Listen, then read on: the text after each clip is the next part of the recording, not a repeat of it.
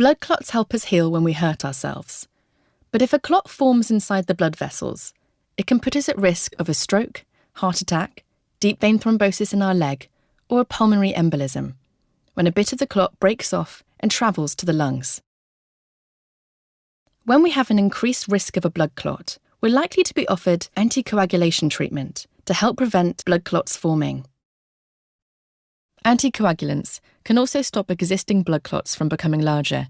They work by interfering with the process of how clots are formed, so that blood takes longer to clot. Sometimes, the risk of a blood clot increases when we have certain conditions, and there are different anticoagulant medicines available to help. Warfarin, and more recently direct oral anticoagulants, or DOACs, they can be used to prevent blood clots in AF, clotting disorders, after knee or hip replacement surgery, and to prevent and treat DVT and PE. They work in a different way to warfarin, and you do not need to have regular blood tests to monitor them. If you have a mechanical heart valve, warfarin is the only one that you can take, as the others are not licensed for this condition. Warfarin patients can also use a handheld device at home that uses a pinprick of blood to give a result known as an International Normalized Ratio, INR, that tells the clinic if the dosage needs changing. All of these anticoagulants are taken by mouth. Heparin's another type of anticoagulant, given by injection. It can be used if oral anticoagulants need to be stopped, for example because of surgery or pregnancy. It's also used for cancer patients having chemotherapy treatment, who are at risk of or have actually developed a blood clot. So, with so many options, how do we know which anticoagulant is best for us? Well, we can discuss with our doctor the choices for us and our condition, along with the benefits and risks of all the anticoagulants. Good morning, doctor. Why do you want to see me today? Oh, good morning. Yes, I wanted to see you because we've noticed your pulse is no longer completely in sync. It's skipping around all over the place, something called atrial fibrillation. I just wondered if you had noticed that. Well, no, I haven't actually. Gosh, this has really come as a surprise. Well, it's good that you're not bothered by it at the moment, and that's fine. But I'd be failing you if I didn't mention that because it's skipping around all over the place, there's a small risk of a clot forming in the heart, and we don't want that shooting off and causing mischief like a stroke. So we need to have a discussion about thinning your blood down with an anticoagulant. And I just wondered if you'd heard about anticoagulants or blood thinners before?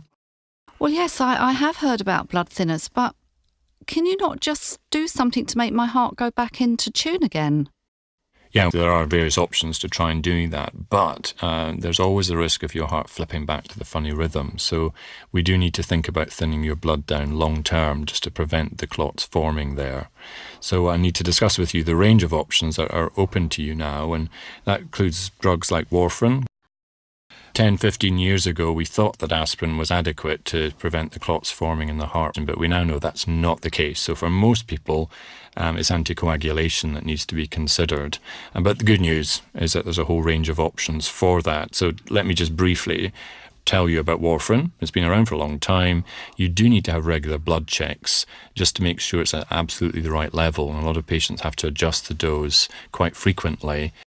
And of course that can be a pain if you're travelling abroad and you can't get blood checks done, or if you change other medication like antibiotics can affect it, or if you change your diet. So the newer drugs have the advantage that they're just as good at preventing clot forming, but they don't need a regular blood check, so much more convenient.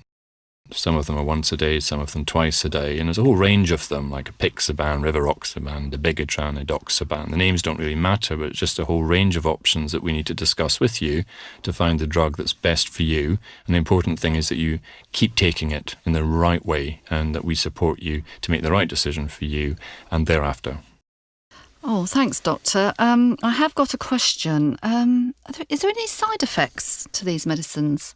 Yeah, I mean, all drugs have side effects, and that's why we have to weigh up the pros and cons of this. But definitely thinning your blood down is going to be of benefit for you specifically. But the main side effects of these drugs is bleeding. And for warfarin, it's hugely important you have the regular checks to make sure you're taking absolutely the right dose for you at that time. For the newer agents, as I said, you don't have to have the regular blood checks for that, but it's very important that you take them regularly and you don't skip doses for that. And with that, you can reduce the risk of bleeding to a low level. And the good thing is that the newer agents, actually for serious bleeding that might really harm you, there's a lower risk than with warfarin.